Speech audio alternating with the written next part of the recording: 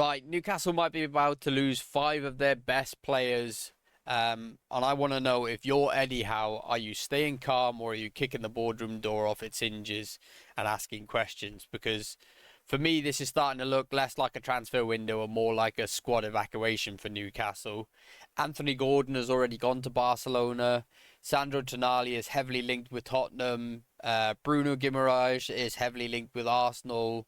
Livramento very heavily linked with Manchester City. And I think for me, that's not losing a few squad players. That's losing the spine, the engine, the tyres, and possibly the steering as well, because these are five crucial core players for that Newcastle squad.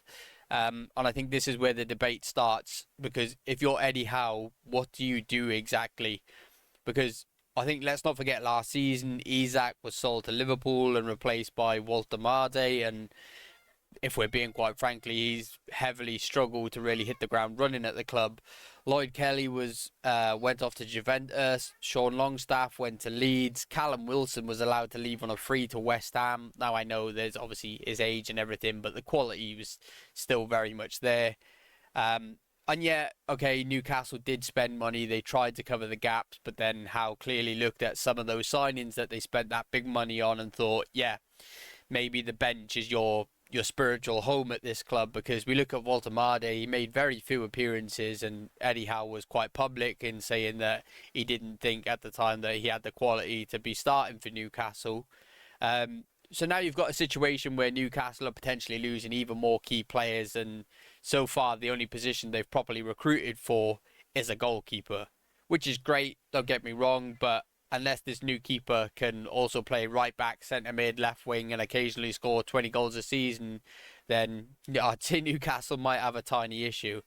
But if I'm Eddie Howe, I'm walking into that boardroom and asking one question: what's the actual plan here? Because this Newcastle United, one of the richest clubs in world football, being rich doesn't mean nothing if every some of your best players are being linked away and your replacements either aren't ready, aren't trusted, or just simply aren't good enough.